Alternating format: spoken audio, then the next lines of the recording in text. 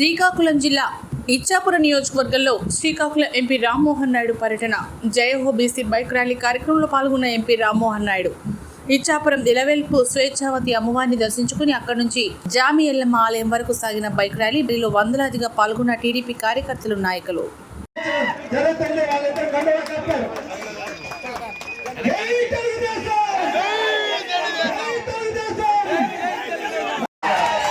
Town లో ఏర్పాటు చేసుకున్నటువంటి తెలుగుదేశం పార్టీ కార్యక్రమానికి వేదికను అలంకరించినటువంటి పెద్దలు, మనందరి అభిమాన నాయకుడు, ఇచ్చాపురం నియోజకవర్గంలో అభివృద్ధి అంటే ఎలా ఉంటుందో చేసి చూపించినటువంటి ఘనుడు, రేపు మూడోసారి కూడా మళ్ళీ ఎమ్మెల్యేగా గెలవబోతున్నటువంటి వ్యక్తి సోదరులు బెల్లారం అశోక్ బాబు గారికి వేదికలు అలంకరించినటువంటి అత్యంత మహారథులు, 4 మండలాల నుంచి ఇచ్చాపురం టౌన్ నుంచి కదలి వచ్చినటువంటి తెలుగుదేశం పార్టీ నాయకులకు, కార్యకర్తలకు, సోదర సోదరీమణులకు, ముఖ్యంగా బిల్లుపాడు నుంచి విచ్చేసినటువంటి మా యొక్క అక్కలకు, చెల్లెలకు, అన్నలకు, తమ్ముళ్లకు అందరికీ కూడా నా హృదయపూర్వకమైనటువంటి నమస్కారాలు తెలియజేసుకుంటూ పత్రికా సోదరులు కూడా ప్రత్యేకమైనటువంటి వందనాలు.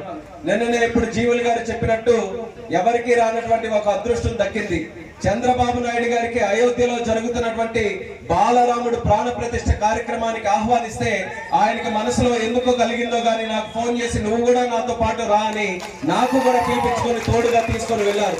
అటువంటి బాలరాముడు తాలూకా ప్రాణ ప్రతిష్ఠ కార్యక్రమాన్ని నిన్న దర్శించుకొని ఆ చిరుమందహాసంగా ఉన్నటువంటి ఆ బాలరాముడు తాలూకా ఆ యొక్క విగ్రహాన్ని కూడా చూసి ఆనందం పొంది మొక్కి మన జిల్లా బాగుండాలి, మన ప్రజలు బాగుండాలి, మన పార్టీ బాగుండాలని ఈయన ఒక్కడే కానీ ఈయనకి అవతల ఎంతమంది ముగ్గురిని పెట్టారు అంటే ఒక్కరితో పని కాదని చెప్పి ముగ్గురికి పదవులు ఇచ్చి వాళ్ళందరికీ కూడా పోటీకి దిగుతున్నారు.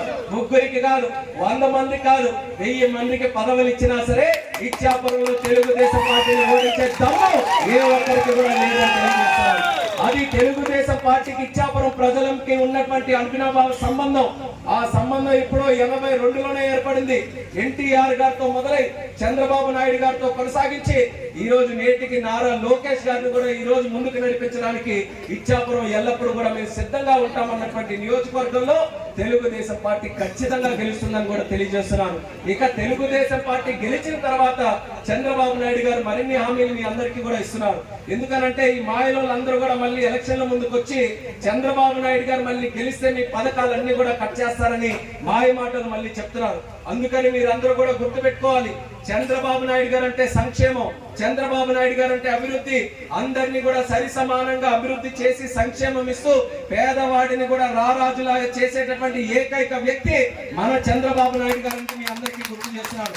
వీళ్ళు ఇచ్చినటువంటి పథకాలే కాదు, వీళ్ళు ఇచ్చిన పథకాలకి మరిన్ని పథకాలు కూడా చంద్రబాబు నాయుడు గారు మీరు అందరికీ కూడా ఇస్తారు. వాళ్ళే తగులు పడ్డారు అంటే సొంత చెల్లి కూడా ఈ రోజు జగన్మోహన్ రెడ్డిని నమ్మే పరిస్థితి లేదు. ఎక్కడికి వచ్చింది ఇప్పుడు షర్మిలమ్మ ఇచ్చాపురం వరకు వచ్చేసింది. ఆ జగన్మోహన్ రెడ్డి నమ్మొద్దు, జగన్మోహన్ రెడ్డి సొంత అన్నని నమ్మొద్దని ఆ సొంత చెల్లెమ్మే ఈ రోజు రాష్ట్రం అంతా కూడా తిరుగుతుందనంటే మనం అందరం ఇంకా నమ్మగలమా అనేది మీ అందరూ కూడా గుర్తుపెట్టుకోవాలి. ఆయన వదిలినటువంటి బాణం చుట్టూ తిరిగి మళ్ళీ ఆయన చేసుకున్నటువంటి తప్పే. కుటుంబం అనంటే ఒక నమ్మకంతో ఉండాలి, కుటుంబం అనంటే గౌరవించుకోవాలి. ఆడపడుచుల్ని గౌరవించడు, సొంత కుటుంబ సభ్యుల్ని గౌరవించడు. అటువంటి పరిస్థితి ఉంటే ఈ రకంగానే కుటుంబాలు కూడా చీలిపోతాయి.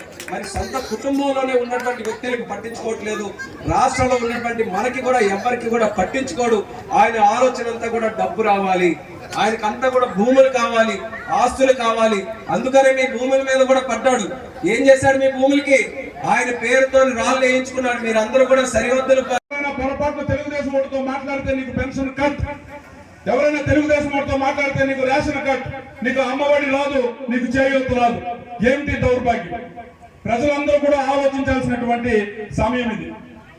ఎంత దారుణంగా ఉన్నది అంటే ఈ వ్యవస్థ. మొన్న కొత్త కొచ్చిరి గ్రామంగా నేను వెళ్ళాను. ఆ రోజు ఇంటింటికి తెలుగుదేశం కార్యక్రమం అక్కడంతా కూడా చేస్తున్నటువంటి పరిస్థితుల్లో ఒక మధ్య వయసుకురాలు నా దగ్గర పరిగెత్తుకొని వచ్చి బాబు నాకు అమ్మఒడి రావట్లేదు అంటే, ఏమమ్మా మీ వాలంటీర్ ఏం చేస్తున్నారని అడగలేదా అని అంటే